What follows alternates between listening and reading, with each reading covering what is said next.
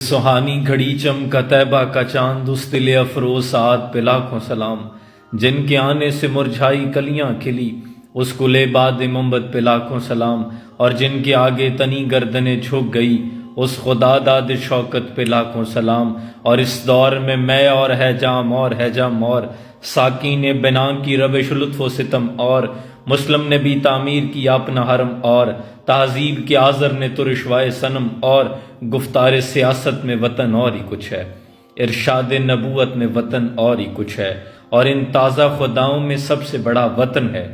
اس کا جو پہرہن ہے وہ مذہب کا کفن ہے، اور اقبال نے فرمایا کہ بازو تیرا توحید کی قوت سے قوی ہے، اسلام تیرا دیس ہے اور تو مستوفی ہے۔ ارض زمین پاکستان جسے آج بڑے فخر سے آپ وطن کہتے ہیں، یہ وطن اور آپ کی یہ عزتیں، یہ منصب، یہ عہدے، یہ کرسیاں، یہ سب کچھ حضور کے نام کے صدقہ ملا ہے۔ یہ وطن کلمے کے نام پر بنا تھا۔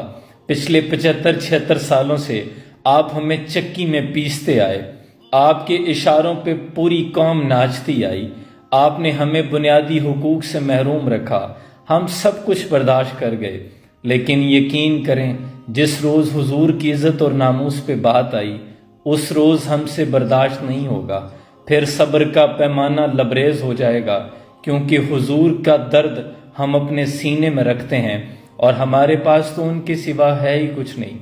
روز محشر ان کی رحمت اور شفاعت کے سوا ہمارے پاس کچھ نہیں ہے۔ جس روز اس نام پر آنچ آئی، جس روز اس نام پر جنگ چھڑ گئی، تو مجھ جیسے بزدل بھی پہلی صف میں کھڑے ملیں گے۔ مجھے یقین ہے میرے وطن کے لوگ اپنے قائدین کی محبت میں آپس میں لڑ سکتے ہیں، ان کے نظریات پارٹیاں مختلف ہو سکتی ہیں، لیکن بات اگر حضور کی عزت اور ناموس پہ آئی تو پھر یہ تمام لوگ ایک نقطے، ایک کاز پہ کھڑے ہو جائیں گے۔ اس وقت پورے سوشل میڈیا پر چیف جسٹس صاحب کے بیان کی بازگشت سنائی دے رہی ہے۔ یہ خبریں اللہ کرے کہ جھوٹ ہوں، ایسا کوئی عمل پاکستان میں نہ ہو جو اس کے امن اور سکون کو مزید آگ میں جھونک دے۔ اس لیے آپ سے گزارش کرنی تھی کہ بھول کر بھی ایسی کوئی خطا نہ کیجیے گا کہ وطن عزیز پاکستان کا سکون پہلے ہی تباہ ہے، مزید تباہ ہو جائے۔ خدا کے لیے اللہ کے عذاب کو دعوت نہ دیجیے۔ فلک کو پڑھا کبھی دل جلوں سے کام نہیں، اگر نہ آگ لگا دیں تو داغ نام نہیں۔